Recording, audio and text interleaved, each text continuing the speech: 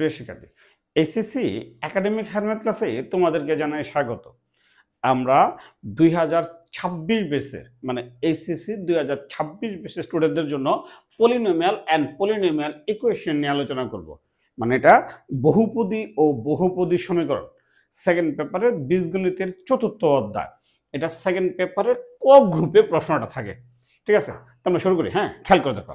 তাহলে একাডেমিকের আজকে প্রথম ক্লাস, পলিনোমিয়াল অ্যান্ড পলিনোমিয়াল ইকুয়েশনের একাডেমিকের প্রথম ক্লাস।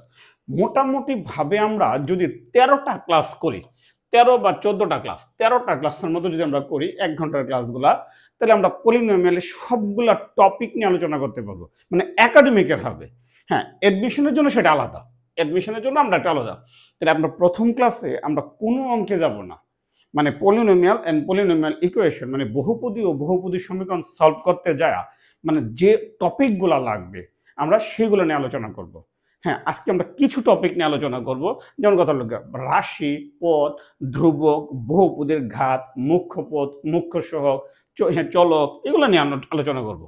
ঠিক আছে, তাহলে আমি সবসময় একটা কথা বলি, আমরা অঙ্ক করার জন্য যে টপিকগুলো দরকার সেই টপিকগুলো নিয়ে আলোচনা করব। আমরা করি। হ্যাঁ, খেয়াল করো, দেখো এইচএসসি একাডেমিক হ্যান্ডমেড ক্লাসে তোমাদেরকে জানাই স্বাগত। তাহলে আমরা বহুপদী ও বহুপদী সমীকরণ, পলিনোমিয়ালস অ্যান্ড পলিনোমিয়াল ইকুয়েশন নিয়ে আলোচনা করতেছিলাম। আজকে পলিনোমিয়াল অ্যান্ড পলিনোমিয়াল ইকুয়েশনের প্রথম ক্লাস। তাহলে যেহেতু এটা প্রথম ক্লাস, সেহেতু পূর্ব পাঠে কিছু নাই। আর আমরা বলি যে প্রথম ক্লাস করার সময় যে কোনো অধ্যায় প্রথম ক্লাস করার সময় লম্বা একটা আলোচনা করি।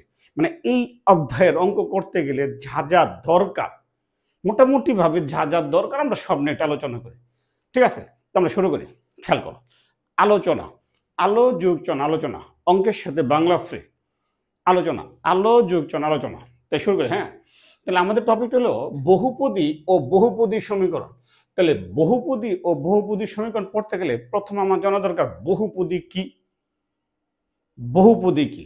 আপাত দৃষ্টিতে মনে হয় অনেকগুলা পদ থাকলে বহুপদী, না, ব্যাপারটা ঠিক তা না। ঠিক আছে, এবং বহুপদী জানতে গেলে আমার প্রথম দরকার কি, তাহলে পদ কি।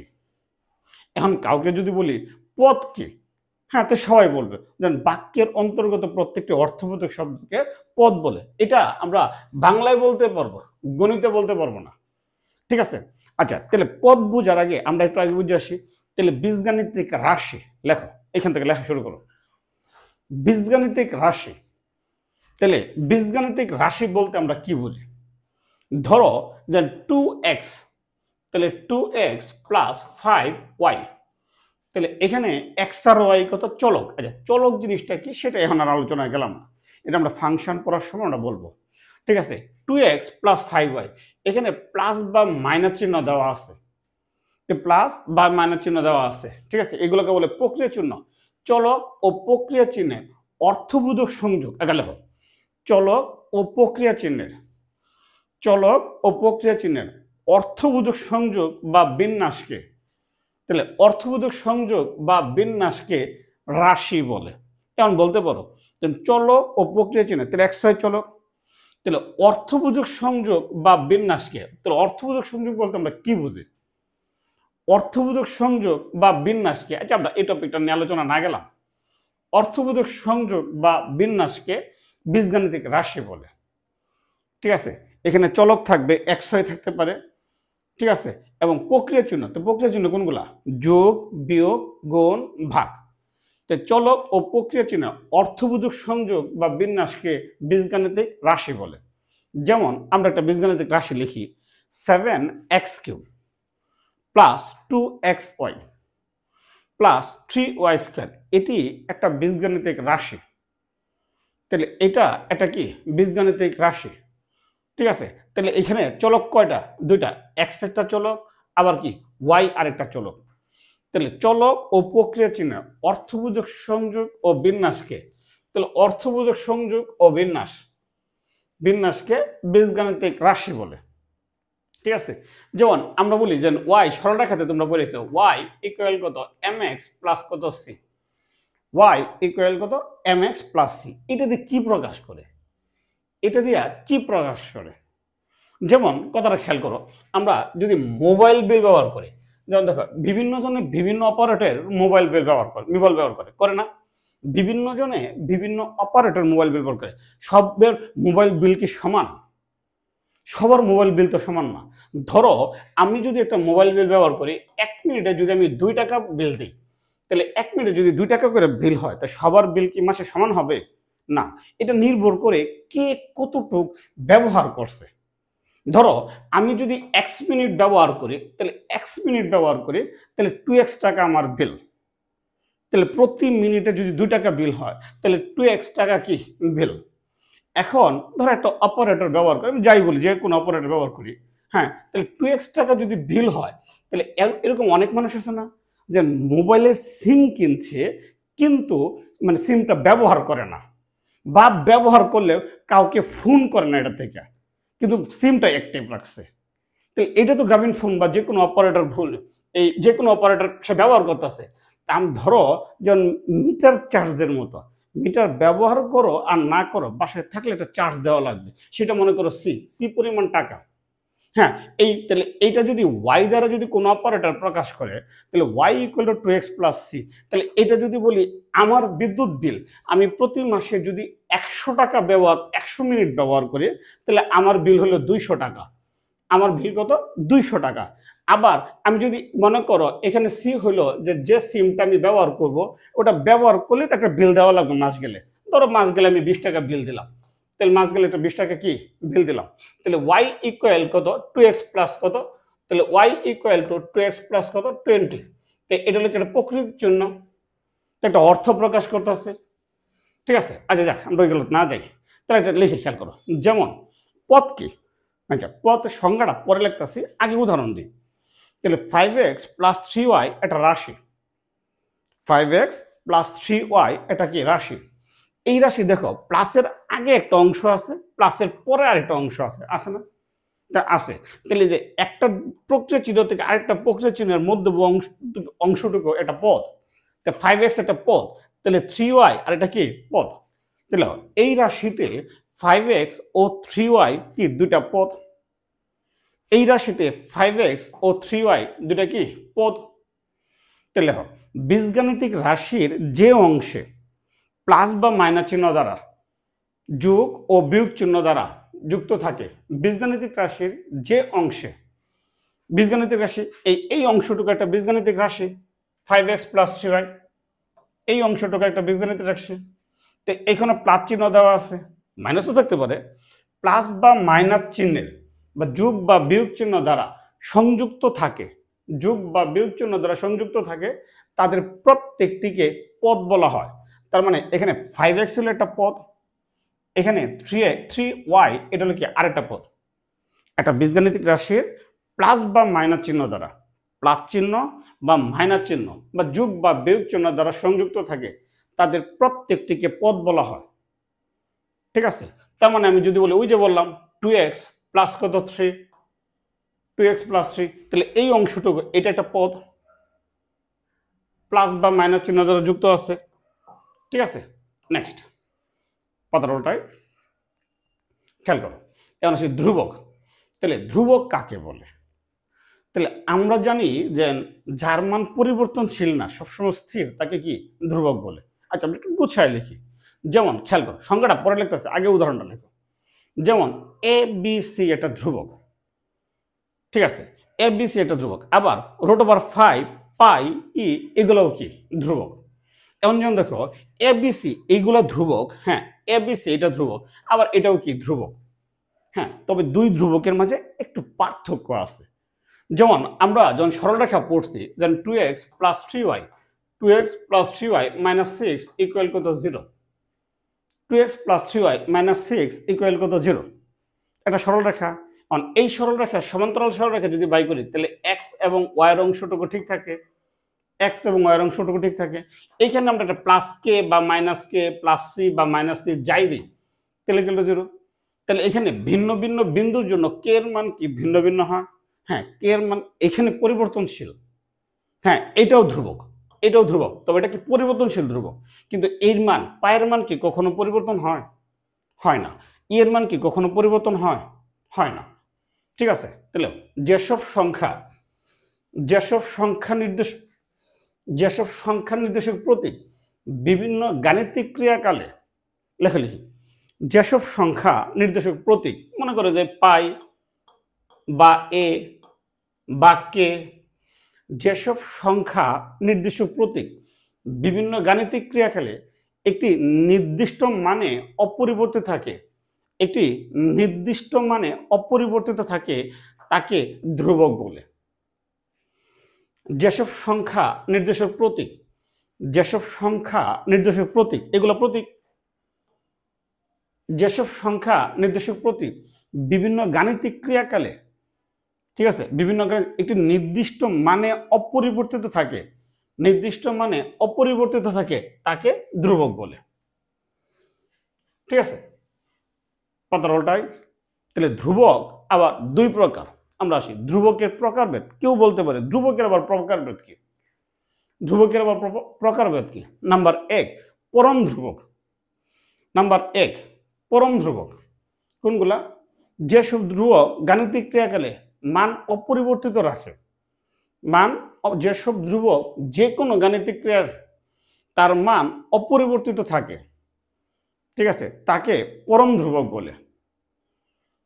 যেসব ধ্রুবক যে কোনো গাণিতিক ক্রিয়ায় তার মান, আমি পরে উদাহরণটা দিয়েছি, যেসব ধ্রুবক গাণিতিক ক্রিয়ায় তার মান অপরিবর্তিত রাখে তাদের পরম ধ্রুবক বলে। যেমন কথাটা খেয়াল করে দেখো, আমরা যে ধ্রুবক বলি যে অভিকর্ষীয় ত্বরণ ধ্রুবক, ছোট হাতের জি, ঠিক আছে, পৃথিবীর কেন্দ্রে একটা মান, মেরু অঞ্চলে একটা মান, বিষুব অঞ্চলে এক মান, চাঁদে আর এক মান, 6/1 বার। হ্যাঁ, ওটাও ধ্রুবক, কিন্তু এটা কি পরিবর্তন হয়। কিন্তু আবার যদি আসে মহাকর্ষীয় ধ্রুবক capital G, 6.673 × 10⁻11 newton metre square. হ্যাঁ, ওই ধ্রুবককে সবখানে সমান। তো এইগুলোকে বলা হয় পরম ধ্রুবক। যেসব ধ্রুবক কোনো গাণিতিক ক্রিয়ায় তার মান অপরিবর্তিত রাখে তাদের পরম ধ্রুবক বলে। যেমন কথাটা খেয়াল করো, √5 পাই ই, ঠিক আছে, পাই একটা সংখ্যা, দাও পায়ের মান সবখানে সমান, এটা মেরু অঞ্চলেও জানিবা, বিষম অঞ্চলেও তাই নিবা। ই এর মান, ঠিক আছে, সবখানে সমান 2.7182, এটা সবখানে সমান, এটা মেরু অঞ্চলেও যা, বিষম অঞ্চলেও তা, সব সমান। ঠিক আছে, এই ধ্রুবকগুলো বলা হয় কি পরম ধ্রুবক, মানে সবসময় একই মান থাকে, পরিবর্তন হয় না। ঠিক আছে, পাতার উল্টায়। নাম্বার 2 খেয়াল করে দেখো, স্বেচ্ছাচারী ধ্রুবক। যে ধ্রুবকগুলা নির্দিষ্ট শর্ত সাপেক্ষে মান পরিবর্তন হয়, ঠিক আছে, যেগুলো শর্ত সাপেক্ষে মান পরিবর্তন হয় এগুলো স্বেচ্ছাচারী ধ্রুবক। ওই যে সরল রেখার মধ্যে আমরা কে এর মান বাই করি, এগুলো ধ্রুবক। ঠিক আছে, তাহলে হবে না। যেসব ধ্রুবক গাণিতিক ক্রিয়াকালে বিভিন্ন শর্ত সাপেক্ষে, এই যে ছোট হাতের জি, হ্যাঁ, বিভিন্ন শর্ত সাপেক্ষে মান পরিবর্তনশীল। ঠিক আছে, পৃথিবীর কেন্দ্রে এক মান, মেরু অঞ্চলে এক মান, বিষুবীয় অঞ্চলে এক মান, চাঁদে এক মান, ভূপৃষ্ঠে এক মান। তো যেসব ধ্রুবক গাণিতিক ক্রিয়াকালে বিভিন্ন শর্ত সাপেক্ষে তার মান পরিবর্তন করতে পারে তাদের স্বেচ্ছাচারী ধ্রুবক বলে। যেসব ধ্রুবক গাণিতিক ক্রিয়াকালে বিভিন্ন শর্ত সাপেক্ষে তার মান পরিবর্তন করতে পারে তাদের স্বেচ্ছাচারী ধ্রুবক বলে। যেমন এ বি সি, এগুলা কি স্বেচ্ছাচারী ধ্রুবক। ঠিক আছে, আমি একটু তাড়াতাড়ি বলে ফেলাই, তোমরা ভিডিওটা পজ করে লেখা নিও, ভিডিওটা থামায় তোমরা লিখে নিও। যেসব ধ্রুবক গাণিতিক ক্রিয়াকালে বিভিন্ন শর্ত সাপেক্ষে যেগুলো পরিবর্তন হয় এগুলো স্বেচ্ছাচারী ধ্রুবক। ঠিক আছে, আর যেগুলো পরিবর্তন হয় না সেগুলো কি পরম ধ্রুবক। পাতার উল্টাই। নেক্সট খেয়াল করো, দেখো 7x², এখানে একটা পদ আছে, কটা পদ? একটা পদ। তাহলে যদি পদ থাকে একটা, তাহলে এটাকে বলা হয় একপদী বা মনোমিয়াল। হ্যাঁ, অনেকের ধারণা থাকে, আমাদের উদ্দেশ্য তো বহুপদী বলা, অনেকের ধারণা থাকে অনেকগুলো পদ থাকলে কি বহুপদী। না, ব্যাপারটা ঠিক তা না। আবার খেয়াল করে দেখো, 7x² + 2xy, এখানে কয়টা পদ? দুইটা পদ। এটা দ্বিপদী বা বাইনোমিয়াল, আবার আসে। ঠিক আছে, নেক্সট 7x² + 2xy + 8, এখানে কয়টা পদ? তিনটা পদ। তো তিনটা পদ থাকলে এটাকে বলে ত্রিপদী বা ট্রাইনোমিয়াল। ত্রিপদী বা ট্রাইনোমিয়াল, তিনটা পদ। সাধারণত সাধারণত ধর আমি আরেকটা পদ বাড়াই দিলাম, তো চারটা পদ। সাধারণত খেয়াল করো, 7x³ plus 2x² plus 8x plus 9, কয়টা পদ? চারটা পদ। সাধারণত চারটা পদ থাকলে এটাকে বলা হয় বহুপদী বা পলিনোমিয়াল। তো লিখি বহুপদী বা পলিনোমিয়াল। সাধারণত চারটা বা চারটা বেশি থাকলে এটা কি বহুপদী। এখন কথা আছে, হ্যাঁ, এটা পদ হওয়ার অনেক শর্ত আছে।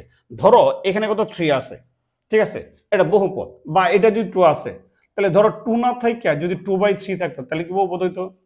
এটা নিয়ে আমরা আলোচনা করব, এটা নিয়ে আমরা আলোচনা করব। হ্যাঁ, ঠিক আছে। আপাত দৃষ্টিতে মনে হয় অনেকগুলো পদ থাকলেই বহুপদ, না, ব্যাপারটা ঠিক তা না। পাতার ওটাই খেয়াল করো, দেখো বহুপদী। বহুপদী আমরা একটু ব্যাক করে আসি। দেখো এই যে আমরা লিখলাম এখানে, এখানে x এর ঘাত কত? 3। এখানে x এর ঘাত কত? 2। y এর ঘাত কত? 1। এখানে x এর ঘাত কত? 1। এখানে কি x আছে? নাই। না থাকলে আমি যদি বলি x⁴ আছে। তার মানে এখানে x এর ঘাতগুলো 0, 1, 2, 3, 4, 5, 6, 7 এমন বাড়তেছে। যদি কোনো কারণে কোনো পদের ঘাতের মধ্যে ঋণাত্মক থাকতো, ধরো আমি যদি এখানে ঋণাত্মক -2 দিয়ে দিই, না, এটা আর বহুপদ না। বা যদি ভগ্নাংশ থাকে, ধরো 2/3, যদি ভগ্নাংশ থাকে তাহলে আর কি বহুপদ না। তাহলে বহুপদ হইতে গেলে বহুপদী হইতে গেলে খেয়াল করো, এখানে সবসময় ঘাতগুলো কি অঋণাত্মক পূর্ণ সংখ্যা থাকবে। তো অঋণাত্মক পূর্ণ সংখ্যা কোনগুলা? 0, 1, 2, 3, 4, 5, 6। তাহলে অঋণাত্মক পূর্ণ সংখ্যা, আমরা সংখ্যাটা লিখি। হ্যাঁ, খেয়াল করো, বহুপদী তাহলে চলক একটা হতে পারে, একাধিক হতে পারে। এক বা একাধিক চলকের, এক বা একাধিক চলকের অঋণাত্মক পূর্ণসাংখ্যিক, এক বা একাধিক চলকের অঋণাত্মক পূর্ণসাংখ্যিক মানে ভগ্নাংশ না, ঋণাত্মক সংখ্যা না, অঋণাত্মক পূর্ণসাংখ্যিক ঘাত ও ধ্রুবকের গুণফল সম্মিলিত বীজগাণিতিক রাশিকে, ঘাত ও ধ্রুবকের গুণফল সম্মিলিত বীজগাণিতিক রাশিকে বহুপদী বলা হয়। অঋণাত্মক পূর্ণসাংখ্যিক, ঠিক আছে। যেমন দেখো কোন পদে যদি এভাবে বলে, তাহলে 2x⁻⁻5, না, এটা কখনোই বহুপদ না। বা যদি বলে 2x⁻3/2 না, এটা বহুপদ না।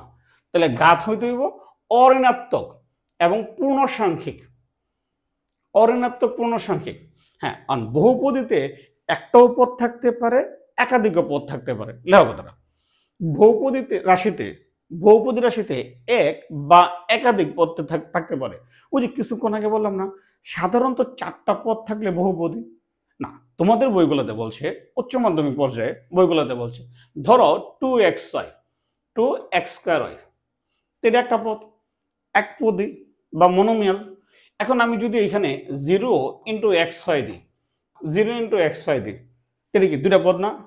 হ্যাঁ, এটাও দুটা পদ, তাহলে দ্বিপদী বা বাইনোমিয়াল। যদি আমি বলি এখানে +0 × কত x⁴y, তিনটা পদ, তিনটা পদ না? তাহলে আমি যদি বলি 0 × কত, তাহলে x²y, আরেকটা পদ, বা x²y², এটা আরেকটা পদ, ঠিক আছে।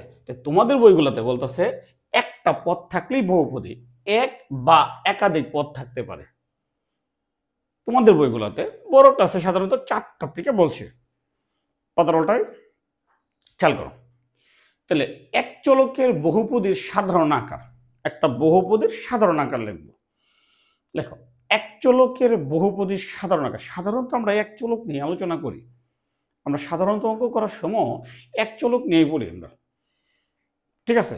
তাহলে এক চলকের বহুপদীর সাধারণ আকার, একটু জায়গা খালি রাখো, খালি রেখে বলো। আগে উদাহরণটা দিই, যেমন খেয়াল করো, 8x⁹ plus 7x⁸ 8 -5x⁹ 9 plus and so on কমতে কমতে কত পর্যন্ত হয়েছে? 9 পর্যন্ত। এইখানে দেখো x এর ঘাত কত? 9। এখানে x এর ঘাত কত? 8, এখানে x এর ঘাত কত 7, তার মানে x এর ঘাত মানের অধক্রম অনুসারে আছে। তাহলে কমতে কমতে এখানে আমি যদি বলি x টু দি পাওয়ার 0 এই ফর্মে আছে, ঠিক আছে। আর 9 8 7 এটা 9 8 7 এই যে 8 7 এগুলো তো ধ্রুবক, ঠিক আছে। খেয়াল করো তো স্ট্যান্ডার্ড ফর্মটা কি, তাহলে a nought x to the power কত n plus a1 x to the power n minus 1 plus a2 x to the power n minus 2 and so on, বাড়তে বাড়তে কত পর্যন্ত an পর্যন্ত গেছে। দেখো এখানে ঘাত কত আছে n, অবশ্যই এখানে n কি হবে অঋণাত্মক পূর্ণ সংখ্যা, এখানে ঘাত কত 1 কমছে তাহলে n মাইনাস 1, ধরো এখানে ঘাত আরো 1 কমছে কত n মাইনাস 2, এইভাবে শেষে যায় কত হইছে x to the power n minus n, তার মানে x টু দি পাওয়ার কত 0, x টু দি পাওয়ার, তাহলে x এর ঘাত হবে অঋণাত্মক পূর্ণ সাংখ্যিক। এটা সাধারণত স্ট্যান্ডার্ড ফর্ম, আমরা সাধারণত করতে গেলে কি মানের অধক্রম অনুসারে লিখি পাতাটাই। নেক্সট দেখো আবার a নট এটা কি বহুপদ, খেয়াল করো আবার a nought x plus a1 এটা দুই পদ, প্রথমটা এক পদ পরটা দুই পদ, তারপরে আবার লিখি a nought x square plus a1 x plus কত s স্কয়ার, এটা তিনটা পদ, ঠিক আছে। এরা প্রত্যেককেই বহুপদী, ওই যে প্রথমে বলছি বহুপদীতে একটাও পদ থাকতে পারে একের বেশি পদ থাকতে পারে, বহুপদীতে একটা পদ থাকতে পারে একের বেশিও কি পদ থাকতে পারে। তাহলে খেয়াল করো, তাহলে এখানে a নট a1 a2 এমনি বাড়তে বাড়তে an এগুলো কি ধ্রুব সংখ্যা, এগুলো ধ্রুবক, অর্থাৎ x বর্জিত পদ, ধ্রুবকে কখনো x থাকে না, অর্থাৎ x বর্জিত কত পদ। হ্যাঁ তাহলে শুধু a নট এটাও বহুপদী, তাহলে a nought x plus a1 এটাও বহুপদী, ঠিক আছে। a nought x square plus a1 x plus s square এটাও কি বহুপদী, ঠিক আছে। আর এগুলো কি যে a not a1 s square এগুলো কি, ঠিক আছে, এগুলা হলো কি x বর্জিত পদ, ধ্রুবপদ। নেক্সট পাতাটাই খেয়াল করো, নোট খুবই গুরুত্বপূর্ণ কথা, নোট লিখে রাখো, বহুপদীর চলক x এর ঘাত সর্বদাই অঋণাত্মক পূর্ণ সংখ্যা, এটা আমি অন্য কালার দিয়ে দিচ্ছি সাদা কালার দিয়ে, x এর ঘাত সর্বদাই x এর ঘাত n n সর্বদাই অঋণাত্মক পূর্ণ সংখ্যা, বারবার কথাটা বলি বারবার কথাটা বলি, যদি কোনো কারণে ঋণাত্মক সংখ্যা বা ভগ্নাংশ হয় তাহলে এটা কখনো বহুপদী হবে না, ঋণাত্মক সংখ্যা বা ভগ্নাংশ হয় তাহলে এটা কখনোই বহুপদী হবে না, x এর ঘাত সর্বদাই অঋণাত্মক পূর্ণ সংখ্যা। পাতাটাই খেয়াল করো, বহুপদীর ঘাত বা মাত্রা, বহুপদীর ঘাত বা মাত্রা, ঠিক আছে। এখন খেয়াল করো, ধরো আমরা যদি একটা বহুপদী লিখি তাহলে 2x square y, 2x square দুই চলকের প্লাস কত 3x প্লাস 6, 3x প্লাস 6, এইখানে x এর ঘাত কত 0, এইখানে x এর ঘাত কত 1, এইখানে বহুপদীতে ঘাত কত আছে 3, তাহলে বহুপদীর মধ্যে তো অনেকগুলো পদ থাকতে পারে, যে পদের মধ্যে সবচেয়ে বেশি ঘাত থাকবে, ঠিক আছে, এটাকে বলা হয় বহুপদীর ঘাত বা মাত্রা।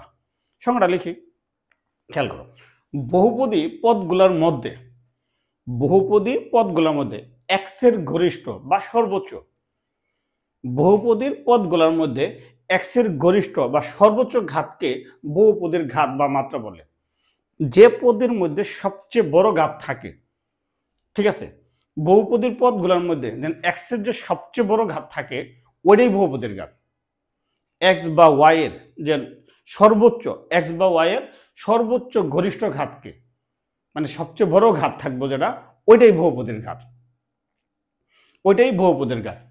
আবার যদি বলি তাহলে 2x square plus 3x plus 5 এটা একটা বহুপদী, এটা একটা বহুপদী, তাহলে এখানে x এর ঘাত কত 2, তাহলে এটাই বহুপদীর ঘাত, এটাই বহুপদ। ধরো কোনো কারণে সামনে যদি মনে করো 3x টু দি পাওয়ার 5 থাকে, যদি x টু দি পাওয়ার 5 থাকে তাহলে এখন সবচেয়ে বড় ঘাত কত হয়েছে 5, তাহলে তখন 5 হলো তার কি বহুপদীর ঘাত, তারপরে আসে তো মুখ্য পদ। এই যে দেখো, এই যে 5 যদি মুখ্য পদ হয়, 5 কি সরি 5 যদি বহুপদীর ঘাত হয়, 5 কি সবটি পদে আছে? 5 কি বহুপদীর সবটি পদে আছে? না, প্রথম পদটার মধ্যে আছে। তাহলে যে পদটার মধ্যে সর্বোচ্চ ঘাত থাকে ওই পদটাকে বলা হয় মুখ্য পদ। ঠিক আছে? তাহলে বহুপদীতে গরিষ্ঠ মাত্রা যুক্ত পদটিকে মুখ্য পদ বলে। মানে বহুপদীর মধ্যে যে পদটার মধ্যে সর্বোচ্চ ঘাত থাকে ওই পদটাকে মুখ্য পদ বলে। তাহলে যদি মনে করো এই 4টা পদ দেওয়া থাকে, তাহলে এইখানে থাকে, তাহলে এর মুখ্য পদ কত? 3x⁵। এটা হলো কি এই মুখ্য পদ। আচ্ছা, যদি মনে করো 3x⁵ যদি না থাকে, হ্যাঁ, তাহলে স্কোয়ারটাই বড়, তাহলে এটাই মুখ্য পদ। যদি এটা না থাকে তাহলে এটা কি মুখ্য পদ? বহুপদীতে গরিষ্ঠ মাত্রা যুক্ত পদটিকে মুখ্য পদ বলে। পাতাটাই নেক্সট লেখা রাখবা নোট খাতার মধ্যে, সুন্দর করে এগুলো লেখা রাখবা। এটি পরীক্ষাতে আসবে না, এটি MCQ আসবে না, রিটেনে আসবে না, CQ আসবে না, কোথাও আসবে না। এটি জাস্ট এটা জানার জন্য আমি কথাটা বলি যে এগুলা আলোচনাটা কিসের জন্য দরকার। যেমন মনে করো একটা মেয়েরে ছেলে পক্ষের কাছে বিয়ে দিতে গেলে শুধু ছেলে দেখলে হয় রে বাবা? না, শুধু ছেলে দেখলে হয় না, ছেলের জাত বংশ সবকিছু দেওয়ান লাগে। ছেলের বাবা কি করে, ছেলের মা কি করে, ছেলের ভাই বোন কি করে, সবকিছু জাত বংশ সবকিছু দেওয়ান লাগে। আমি বলি এগুলো জাত বংশ। যে গণিত পড়তে গেলে, যে কোনো অধ্যায় পড়তে গেলে ওই অধ্যায়ের কি কি লাগবে, সাথে কি কি লাগবে ওইগুলো জানতে হবে। ঠিক আছে, নেক্সট খেয়াল করো। তাহলে মুখ্য সহগ এমন আবার আসে। দেখো, ধরো একটা বহুপদী লিখলাম 3x⁵। আমরা আগে উদাহরণ দিই, তারপর বুঝতে সুবিধা। 3x⁵ minus 6x² plus 9x plus মনে করো 8, এটা বহুপদী। তাহলে এই বহুপদীর মধ্যে এখানে x এর সবচেয়ে বড় ঘাত কত? 5। এটা কি বহুপদীর ঘাত। ঠিক আছে, তাহলে এটা যদি বহুপদীর ঘাত হয় তাহলে এই পুরাটা কি 3x⁵, এটা কি মুখ্য পদ। এটা কি মুখ্য পদ। আবার মুখ্য পদের সহগ কত? 3। এই মুখ্য পদের সহগকে বলা হয় মুখ্য সহগ। মানে সর্বোচ্চ ঘাতের x এর যে সহগটা থাকবে এটাকে বলা হবে কি মুখ্য সহগ। তাহলে মুখ্য পদে আমরা কথা বলি, মুখ্য পদের সহগকে মুখ্য সহগ বলে। তাহলে মুখ্য পদের সহগকে মুখ্য সহগ বলে। তাহলে এই বহুপদীর মুখ্য সহগ কত? 3। তাহলে এই বহুপদীর ঘাত কত? 5। এই বহুপদীর মুখ্য পদ কত? মুখ্য পদ হলো 3x⁵।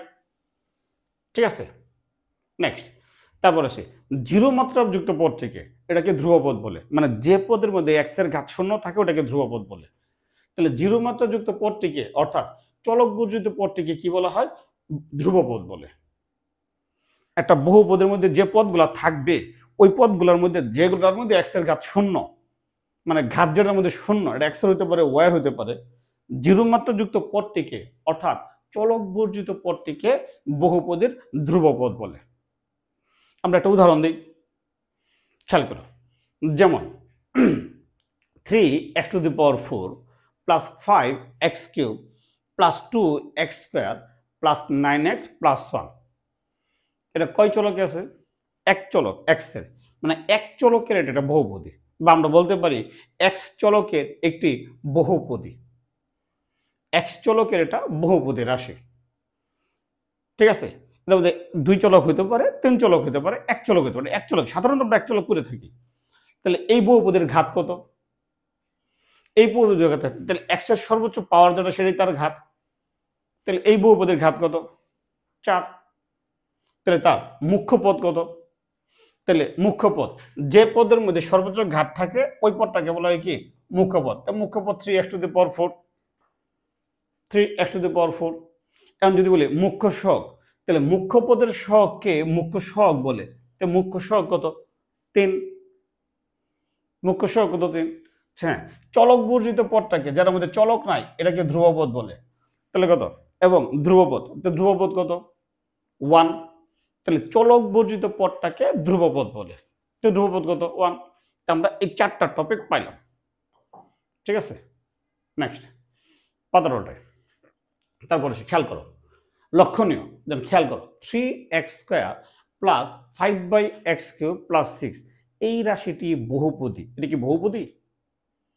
প্রশ্ন, খেয়াল করো, এই রাশিটি কি বহুপদী?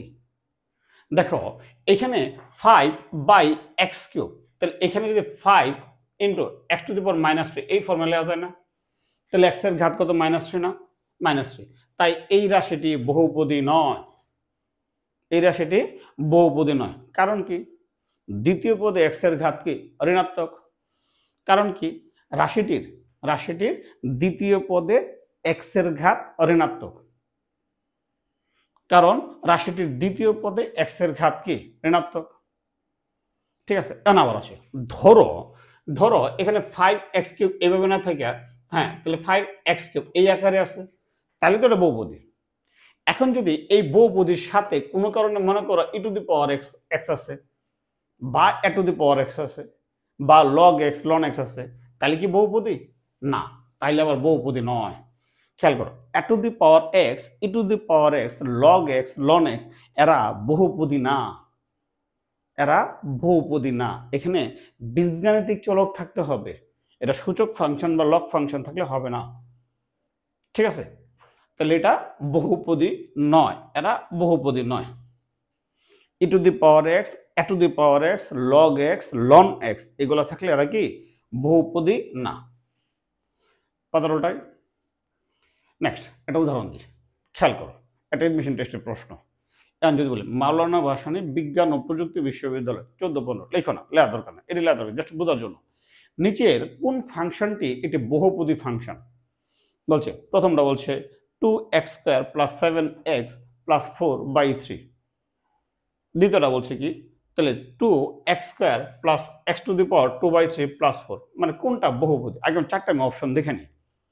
3 নম্বরটা কি ছিল? 3x² + 1/x + 5। ঠিক আছে, 4 নম্বরটাতে আসে, তাহলে x⁻4 এটা লেখার দরকার নেই, প্লাস 3x² √2 x⁻−3। 4টার মধ্যে আছে কোনটা বহুপদী? খেয়াল করো, এখানে 4 নম্বরটার মধ্যে x⁻ কত আছে? -2 আছে, ঘাত ঋণাত্মক, তার মানে এটা বহুপদী না। তাহলে এখানে আসি 1/x আছে 3 নম্বরে, 1/x x⁻−1, এটা বহুপদী না। আবার আসে এখানে আছে 2 নম্বর আছে x⁻2/3, এটা কি? বহুপদী না। এখন না বুঝে বলতে পারি সেটা বহুপদী। আচ্ছা, আমরা ওইটা নিয়ে আবার আলোচনা করি। খেয়াল করে দেখো, এখানে ভাঙ্গে ভেঙে লিখলে সহগ যাই থাক, ঘাত তো পূর্ণ সংখ্যা, ঘাত তো অঋণাত্মক সংখ্যা, সহগ যাই থাক, ঘাত কি? অঋণাত্মক সংখ্যা, তাহলে এটাই বহুপদী। খেয়াল করো, সমাধান এটা লেখার দরকার নেই, জাস্ট এটা দেখো, 2x² + 7x + 4/3। এটাকে যদি আমরা ভাঙিয়ে লিখি, তাহলে 2/3x² + 7/3x + 4/3। ঠিক আছে, এখানে x এর ঘাত কত? 2, এখানে x এর ঘাত কত? 1, এখানে x এর ঘাত কত? 0। ঠিক আছে, তো বহুপদীর চলক x এর ঘাত n সর্বদাই অঋণাত্মক পূর্ণ সংখ্যা, তাহলে প্রথমটাই বহুপদী। ঠিক আছে, নেক্সট পাতারোলটাই এমন খেয়াল করো, স্কিপ করলাম, এটা দরকার নাই। তাহলে সমমাত্রিক ও অসমমাত্রিক বহুপদী, homogeneous and non homogeneous polynomial. সমমাত্রিক ও অসমমাত্রিক শব্দটা তোমরা বায়োলজিতে পড়ছো, তোমরা এটা বায়োলজিতে পড়ছো, সমমাত্রিক ও অসমমাত্রিক বহুপদী। পাতারোটাই খেয়াল করো, সমমাত্রিক বহুপদী আগে বলি। সমমাত্রিক বহুপদীকে ধরো একটা বহুপদী আছে 2x² + 3xy + y² + 3 মনে করো y²। তাহলে এখানে x এর ঘাত কত? 2, এখানে y এর ঘাত কত? 2, এখানে x এর ঘাত 1, y এর ঘাত 1, একে একে কত? 2। তাহলে এই বহুপদীর প্রত্যেকটি পদের ঘাত কি সমান না? সমান। যদি কোনো বহুপদীর প্রত্যেকটা পদের ঘাত যদি সমান হয়, এটাকে বলা হয় সমমাত্রিক বহুপদী বা হোমোজেনিয়াস পলিনোমিয়াল। তাহলে কোনো বহুপদীর, দেখো, কোনো বহুপদীর সকল পদের ঘাত সমান হলে, কোনো বহুপদীর সকল পদের ঘাত সমান হলে ওই বহুপদীকে সমমাত্রিক বহুপদী বলে। কোনো বহুপদীর সকল পদের ঘাত সমান হলে ওই বহুপদীকে সমমাত্রিক বহুপদী বলে। কোনো বহুপদীর সকল পদের ঘাত সমান হলে ওই বহুপদীকে সমমাত্রিক বহুপদী বলে। একটা উদাহরণ দিই, যেমন খেয়াল করে দেখো, কত? 6x² + 5xy - 3y²। একটি x ও y চলকের মানে দুই চলকের এটি সমমাত্রিক বহুপদী। এটা দুই চলকের একটা সমমাত্রিক বহুপদী। ঠিক আছে, দেখো এখানে দুই চলকের এক্স এর ঘাত কত, আবার বলি এখানে এক্স এর ঘাত কত 2, তাহলে এখানে ওয়াই এর ঘাত কত 2, এখানে এক্স এর ঘাত কত 1, এখানে ওয়াই এর ঘাত কত 1, 1 আর 1 যোগ করলে কত 2, তাহলে সকল পদের ঘাত কি সমান না? সকল পদের ঘাত সমান বিদায় এটাকে বলা হয় কি সমমাত্রিক বহুপদী। ঠিক আছে, নেক্সট 15টা। হ্যাঁ, তারপর আসি অসমমাত্রিক বহুপদী। তাহলে অসমমাত্রিক বহুপদী, হ্যাঁ আমি একটু তাড়াতাড়ি করে লিখতে আসি, তোমরা ভিডিওটা বন্ধ করে থামায় থামায় তোমরা লিখে নিও। যেমন দেখো একটা বহুপদীতে যদি আসি, যেমন 6x² প্লাস 5x প্লাস কত মনে করো 2, তো এখানে x এর ঘাত কত 2, এখানে x এর ঘাত কত 1, এখানে x এর ঘাত কত 0, এখানে কি ঘাতগুলো কি সমান না? তখন এটাকে বলা হয় কি অসমমাত্রিক বহুপদী। তাহলে কথাটা, কোনো বহুপদীর সকল পদের ঘাত সমান না হলে, কোনো বহুপদীর সকল পদের ঘাত সমান না হলে ওই বহুপদীকে অসমমাত্রিক বহুপদী বলে। কোনো বহুপদীর সকল পদের ঘাত সমান না হলে ওই বহুপদীকে অসমমাত্রিক বহুপদী বলে। কোনো বহুপদীর সকল পদের ঘাত সমান না হলে ওই বহুপদীকে, সকল পদটা সমান হলে হোমোজেনিয়াস বা সমমাত্রিক, আর সমান যদি না হয় তাহলে অসমমাত্রিক বা নন হোমোজেনিয়াস। যেমন আমরা একটা উদাহরণ দিলাম 6x² প্লাস 5x প্লাস 3, তাহলে 6, তাহলে প্রথমটার মধ্যে ঘাত 2, পরের পদে ঘাত কত 1, তারপরের পদে ঘাত কত 0। এটা কয় চলকের? এক চলকের। তাহলে একটি x চলকের 2 ঘাত বিশিষ্ট সর্বোচ্চ ঘাত যেহেতু 2, সর্বোচ্চ ঘাত যেহেতু 2 ঘাত বিশিষ্ট অসমমাত্রিক বহুপদী। মানে এটা একটা বহুপদী, x চলকের বহুপদী, 2 ঘাত বিশিষ্ট বহুপদী, কিন্তু অসমমাত্রিক, তাহলে কোনো বহুপদীর সকল পদের ঘাত, কোনো বহুপদীর সকল পদের ঘাত সমান না হলে ওই বহুপদীকে অসমমাত্রিক বহুপদী বলে। সকল পদের ঘাত সমান না হলে ওই বহুপদীকে অসমমাত্রিক বহুপদী বলে। ঠিক আছে, নেক্সট 15টায় খেয়াল করো। তারপর আছে সমীকরণ ও তার মূল। মূলত আমরা এটা আসছি সমান চিহ্ন থাকলেই সমীকরণ হয়, কথাটা ঠিক না। হ্যাঁ, অনেকের ধারণা সমান চিহ্ন থাকলেই সমীকরণ হয়। তাহলে মনে করো f(x) একটা অপেক্ষক বা function, f(x) = 0, f(x) = 0 and x এর নির্দিষ্ট মানের জন্য, আচ্ছা আমরা লিখি আগে, পরে বলতেছি। তাহলে ধরি f(x) = 0 একটি অজ্ঞাত রাশি x এর অপেক্ষক মানে ফাংশন, অপেক্ষক মানে কি ফাংশন, আগে লেখো পরে বলি। যদি f(x) = 0 একটি অজ্ঞাত রাশি x এর অপেক্ষক, ঠিক আছে, ধরো আমি যদি বলি x² মাইনাস 5x, তাহলে x² minus plus 5x plus 6, এটা হলো f(x). তাহলে f(x) = কত 0, তাহলে x এর অপেক্ষক। এখন যদি x এর নির্দিষ্ট মান এটাকে যদি সিদ্ধ করে, যেমন x এর সর্বোচ্চ ঘাত কত 2, যদি 2টা মান তাকে সিদ্ধ করে তাহলে এটা কি তখন এটা কি সমীকরণ। কারণ যদি x এর নির্দিষ্ট সংখ্যক মানের জন্য f(x) = 0 হয়, মানে x এর যদি নির্দিষ্ট মান এটাকে সিদ্ধ করে, f(x) কে সিদ্ধ করে, তাহলে সেটা সমীকরণ। তাহলে এটা কি সমীকরণ। যদি f(x) = 0 এটি অজ্ঞাত রাশি x এর অপেক্ষক মানে ফাংশন, যদি x এর নির্দিষ্ট মানের জন্য f(x) = 0 হয়, তখন এই f(x) = 0 কে সমীকরণ বলা হবে। যদি x এর নির্দিষ্ট সংখ্যক মানের জন্য f(x) = 0 হয়, তবে f(x) = 0 কে একটি সমীকরণ বলা হয়।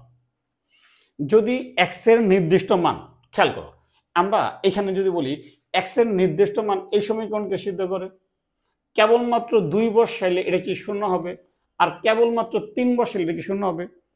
2 আর 3 ব্যতীত অন্য কোনো মান বসালে কখনো 0 হবে না। তাহলে এটা একটা কি সমীকরণ। ঠিক আছে, আবারও বলি, খেয়াল করো, x² মাইনাস 5x প্লাস 6 = কত 0, সমীকরণ। তাহলে 2 বসাইলে 0 হবে, 3 বসাইলে কি 0 হবে? 2 আর 3 ব্যতীত অন্য কিছু বসাইলে 0 হবে না। তাহলে যে মান এই সমীকরণটাকে সিদ্ধ করে ওই মানটাকে তার মূল বা বীজ বা রোধ বা সমাধান বলে। যে মানটা সমীকরণটাকে সিদ্ধ করে ওই মানটাকে তার মূল বা বীজ বা রোধ বা সমাধান বলে। তাহলে করি, খেয়াল করো। তো একটা উদাহরণ দিই। তো মনে করো fx ইকুয়াল কত, ওইটাই বললাম x square minus 5x plus 6। মনে করি fx হলো x square minus 5x plus কত 6। এইটা যদি 0 ধরি, fx ইকুয়াল টু যদি 0 ধরি, তার মানে এটা ইকুয়াল টু 0। তাহলে x এর মান 2 আর 3 তাকে কি করে সিদ্ধ করে। তাহলে মনে করি fx equal to x square minus 5x plus 6। কথাটা খেয়াল করো, fx ইকুয়াল টু যদি 0 সিদ্ধ হয় তবে কেবলমাত্র x এর মান 2 বা 3 পাওয়া যায়। কেবলমাত্র 2 বা 3 দ্বারা fx ইকুয়াল টু 0 সিদ্ধ হবে, মানে এই সমীকরণটা স্যাটিসফাই হবে, মানে x এর মান বসালে 0 হবে। কখন? কেবলমাত্র 2 বা 3 দ্বারা, কেবলমাত্র 2 বা 3 দ্বারা সিদ্ধ হয়। x এর অন্য কোনো মানের জন্য এটা কি হবে না, সিদ্ধ হবে না। x এর অন্য কোনো মান fx ইকুয়াল টু 0 কে কি করবে না, সিদ্ধ করবে না। x এর অন্য কোনো মান এটাকে কি করবে না, সিদ্ধ করবে না। তো নির্দিষ্ট সংখ্যক মান, সর্বোচ্চ ঘাত 2, নির্দিষ্ট সংখ্যক মান fx ইকুয়াল টু fx কে সিদ্ধ করে। তাহলে এটা একটা কি সমীকরণ। সুতরাং fx ইকুয়াল টু 0 একটি সমীকরণ। ঠিক আছে, মোট কথা হলো fx হলো একটা অপেক্ষক, fx হলো একটা অপেক্ষক, যদি নির্দিষ্ট সংখ্যক মান fx কে সিদ্ধ করে তাহলে এটা কি সমীকরণ। আর যদি সিদ্ধ না করে তখন অবৈধ। খেয়াল করে, তাহলে অবৈধ এটাই আসতেছে, তখন এটা কি অবৈধ। যদি x এর যে কোনো মানের জন্য gx ইকুয়াল টু 0 হয়, ধরো x এর যে কোনো মান সর্বোচ্চ ঘাত 2, 2 হচ্ছে যে বেশি সংখ্যক মান দ্বারা সিদ্ধ হয়, সর্বোচ্চ ঘাত 5, 5 হচ্ছে বেশি সংখ্যক মান দ্বারা সিদ্ধ হয়, তখন এটাকে বলা হয় অবৈধ। যদি x এর যে কোনো মানের জন্য gx ইকুয়াল টু 0 হয়, তবে gx ইকুয়াল টু 0 কে অবৈধ বলা হয়। তবে gx ইকুয়াল টু 0 কে অবৈধ বলা হয়, মানে x এর সর্বোচ্চ ঘাত যত তার চেয়ে বেশি মান দ্বারা যদি সিদ্ধ হয় তাহলে সেটা অবৈধ। আর সর্বোচ্চ ঘাত যত ঠিক ততগুলো মান দ্বারা যদি বলা হয় তাহলে কি সমীকরণ। এই সমীকরণ কি অবৈধ না? হ্যাঁ, সমীকরণ একটা অবৈধ, তো এটাকে বলে শর্ত সাপেক্ষ অবৈধ। শর্তযুক্ত এটা কি অবৈধ। কথাটা ওটাই। খেয়াল করো, একটা উদাহরণ দিই। আমরা একটা উদাহরণ দিলাম, খেয়াল করো।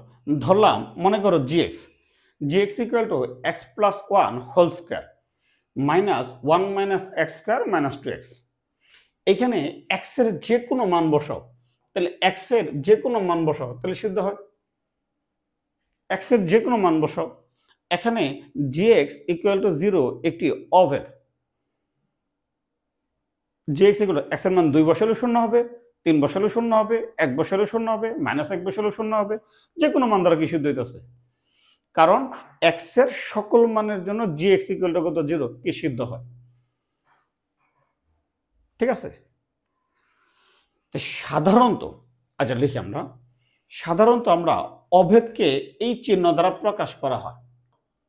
সাধারণত ওই যে তোমরা পড়ছো না, ওই যে আংশিক ভগ্নাংশ করার সময় এ আর বি এর নির্দিষ্ট সংখ্যক মান যখন সিদ্ধ করে, ব্যাপারটা এরকম টাইপের আর কি। অভেদকে সাধারণত এই চিহ্ন দ্বারা সূচিত করা হয়। যদি নির্দিষ্ট মান সিদ্ধ করে তাহলে সমীকরণ, কিন্তু যদি সর্বোচ্চ ঘাতের চেয়ে বেশি মান দ্বারা সিদ্ধ হয় তো সেটা কি অবৈধ। ঠিক আছে, আর যে মানগুলো দ্বারা সিদ্ধ হয় ওই মানগুলোকে বলা হয় তার মূল বা বীজ বা রোধ। ঠিক আছে, আচ্ছা এই ক্লাসটা এই পর্যন্তই ছিল। ভালো থেকো, সুস্থ থাকো, ধন্যবাদ।